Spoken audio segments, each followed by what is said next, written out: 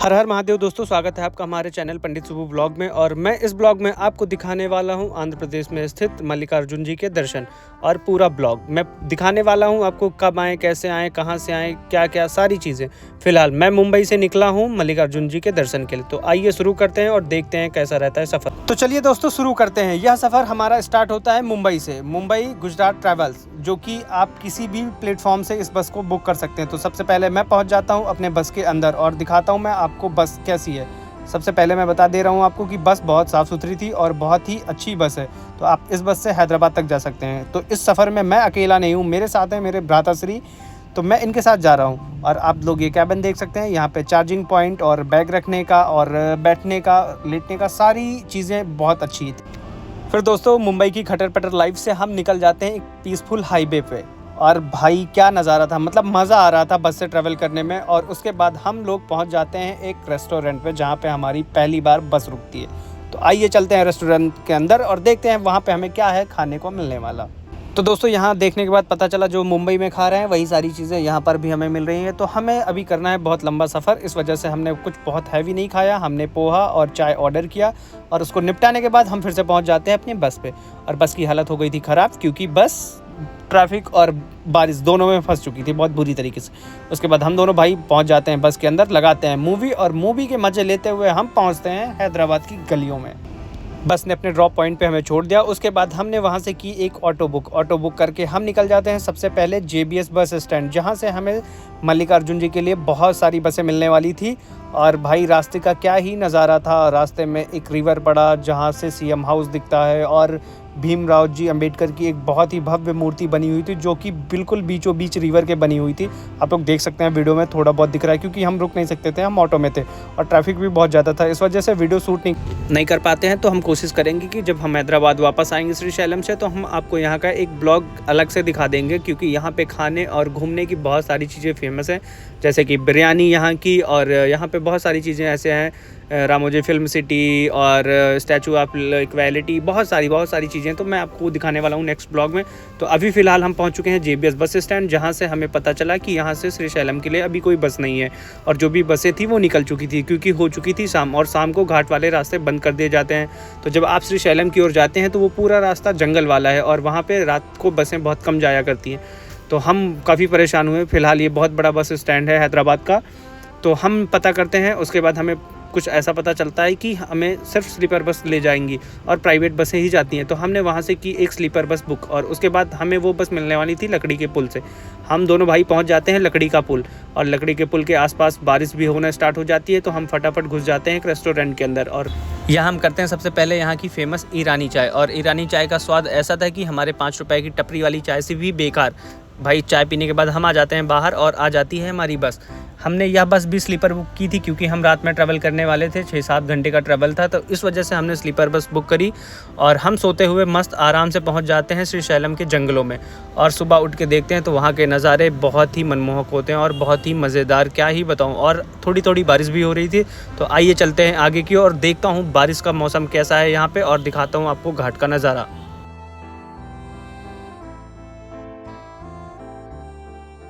तो दोस्तों घाट के नज़ारे देखते देखते जिसका हमें था इंतज़ार, वो घड़ी आ ही गई है। हम पहुंच चुके हैं श्रीशैलम डैम, और श्रीशैलम डैम का नज़ारा देखते वाव, मुंह से बस यही निकलता है वाव। बहुत ही खूबसूरत मंजर था भाई साहब। हम तो बस में खड़े हुए थे, हमें तो लगा ये देखने को नहीं मिलेगा, लेकिन ट्रैफिक की वजह से हमें रुकने का मौका मिला। तो आइए चलते हैं नीचे की ओर और आपको दिखाता हूँ बिल्कुल करीब से श्रीशैलम डैम का नज़ारा।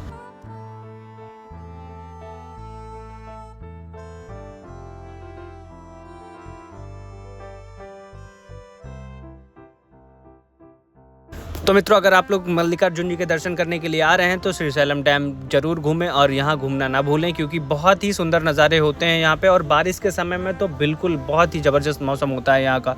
और आप लोग देख सकते हैं यहाँ पे पानी के फव्वारे कैसे उड़ के आ रहे थे। और भाई क्या ही बताऊँ, मुझे तो बहुत मज़ा आ रहा था। मैंने जैसे ही कैमरा अपना बाहर किया, मेरे कैमरे पर भी पानी आ चुका था। अभी आप लोगों को दिखाता हूँ ये कैसे ब्लर हो चुका है। और अलग थोड़ा सा आप भीग भी जाएंगे अगर आपकी विंडो खुल रही है, तो बहुत ही मज़ा आने वाला है आपको। तो भाई इस नेचर का मज़ा लेते हुए हम लोग पहुंच जाते हैं श्रीशैलम के बिल्कुल नज़दीक। और देख सकते हैं आप लोग यहाँ पे पहाड़ कितने सुंदर है, और पानी तो भाई इतना साफ़ सुथरा था, मन तो कर रहा था वहीं से छलांग लगा के नहा लूँ। पर हम बस के अंदर थे, मजबूर थे। आप लोग अगर आते हैं तो नहाने का ट्राई ज़रूर कर सकते हैं। और इसी के साथ हम पहुंच जाते हैं ऊपर की ओर। और आप एक बार फिर से देखिएगा ऊपर से डैम का नज़ारा, कितना खूबसूरत लगता है ये डैम।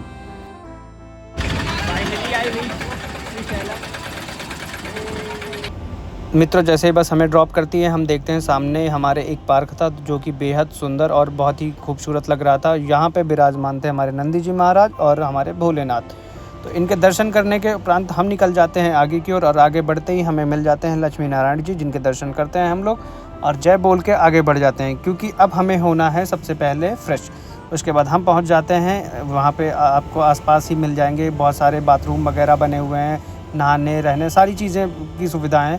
तो हम पहुंच जाते हैं वहाँ पे और 20-20 रुपए दे के बढ़िया फ्रेश हो जाते हैं, नहा लेते हैं। नहाने के बाद हम आ जाते हैं बाहर की ओर और अब चल रहे हैं मंदिर परिसर की ओर। तो चलिए आगे देखते हैं कि मंदिर में हमें क्या क्या चीज़ें करनी पड़ेंगी, क्या क्या देखने को मिलता है। बहुत सारी चीज़ें आपको दिखाने वाला हूँ आगे। तो चलिए शुरू करते हैं इस ब्लॉग को मंदिर परिसर में।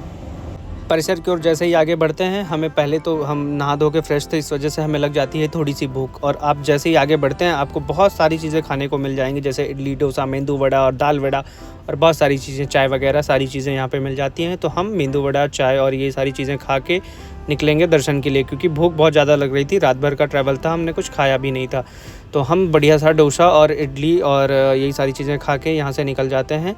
तो आइए बढ़ते हैं आगे, देखते हैं कि अब मंदिर में हम कैसे पहुँचने वाले हैं। तो दोस्तों, सबसे पहले मैं आपको बता दूं कि आपका फ़ोन, बैग, शूज़ कुछ भी अंदर नहीं जाने वाला है। वो सारी चीज़ें मंदिर के बाहर ही जमा हो जाएंगी। जहां पे आप खाना पीना थोड़ा सा कुछ नाश्ता करते हैं, वहीं पे आपको बगल में ही सारी चीज़ें मिल जाएंगी। आपका फ़ोन, बैग और शूज़ सब कुछ अलग अलग जगह पे जमा होता है, लेकिन सब कुछ बिल्कुल सेफ़ रहता है। कभी भी आप जाएंगे टोकन लेके, आपको वो चीज़ें मिल जाएंगी। तो उसके बाद भाई हम देखते हैं कि बहुत ज़्यादा भीड़ थी और यहाँ पे 3-4 तरीके से दर्शन होते हैं, जैसे VIP दर्शन और फ्री दर्शन।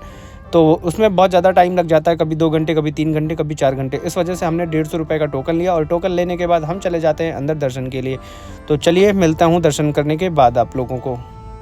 तो दोस्तों, फाइनली हमारे मल्लिकार्जुन जी के दर्शन हो गए हैं और दर्शन करने के बाद अब हम मुख्य मंदिर से निकल रहे हैं।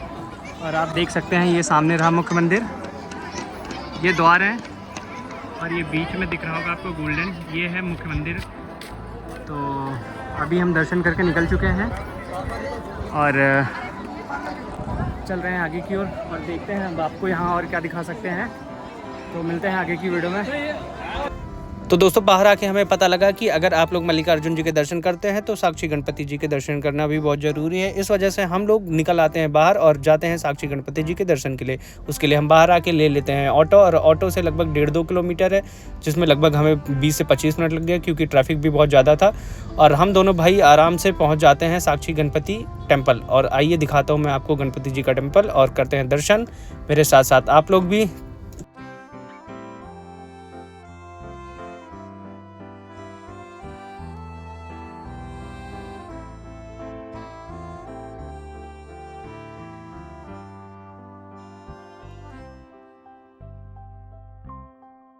दर्शन करने के बाद जैसे ही बाहर आता हूँ, मुझे तो यहाँ पे देखने को मिल जाता है कि अरे ये तो अपने गांव का आंवला और कईथा यहाँ पर बिक रहा है। तो हम लोग भी आम का थोड़ा सा खटमिट्ठा सा बनवा लेते हैं और वो निपटाने के बाद फिर पहुँच जाते हैं बाहर की ओर। तो भाइयों, फाइनली हमारी सारी डेस्टिनेशन ख़त्म हो चुकी है। हम आ चुके हैं खाने पे और अब हम खाएँगे साउथ इंडियन भोजन। क्या साउथ इंडियन मंगाया कुछ? साउथ इंडियन मंगाया है? या dosa idli like this. Dosa idli? Yes भाई, डोसा इडली खा खा के वैसे ही पक चुके हैं मुंबई में, फिर से वही मिल रहा है यहाँ पे। और हमारे भ्राताश्री दाल चावल भी ऐड करवा देंगे नॉर्थ इंडियन। हाँ, फिर हम भोजन करके हमारी बस है 6:40 की 6:40 की बस है। जन फिर हम निकलेंगे हैदराबाद के लिए। फिर मिलते हैं आगे। और ये कुछ कुछ क्या आया है? दाल चावल डोसा बोल के और दिखा रहे हैं कुछ और। ये क्या है? पता नहीं, ये पता नहीं क्या है, ये पता नहीं क्या है। जो भी है ठीक है, खा के बताएंगे कैसा है। खाना निपटाने के बाद दोस्तों हमारी बस आ गई थी, जो कि 6:30 बजे की थी, वहाँ से जो कि हमें हैदराबाद ड्रॉप करने वाली थी। और इस बस का रेंट भी 650 से 700 के समथिंग है। बजट ब्लॉग मैं आपको अलग से बना दूंगा, बजट की टेंशन मत लीजिएगा आप, मैं पूरी चीज़ें बता दूंगा आपको, कहाँ रुकना है, कैसे क्या है, सारी चीज़ें मैं बता दूंगा। और नहीं रुकने का प्लान है श्रीशैलम में तो वो भी बता दूंगा, क्योंकि हम तो नहीं रुके, हम तो एक दिन में दर्शन करके वापस हैदराबाद भी पहुँच जाते हैं। तो चलिए देखता हूँ। अभी रास्ते में हमारी बस एक जगह रुक जाती है जहाँ पे हमें थोड़ा सा नाश्ता पानी करने का मौका मिल जाता है, और हम यहाँ से नाश्ता वास्ता करके भाई साहब फिर से निकल जाते हैं हैदराबाद के लिए सोते हुए। तो आइए फिर देखते हैं हैदराबाद के नज़ारे और मिलते हैं आपको हैदराबाद में हम। तो दोस्तों, अगर वीडियो आप लोगों को पसंद आई हो तो हमारे चैनल को सब्सक्राइब करिए, लाइक करिए, शेयर करिए इस वीडियो को बहुत सारी, और आपकी जो भी इन्फॉर्मेशन की बातें रह गई हों वो आप लोग कमेंट करके हमसे पूछ सकते हैं। तो एक बार लिख दीजिए हर हर महादेव।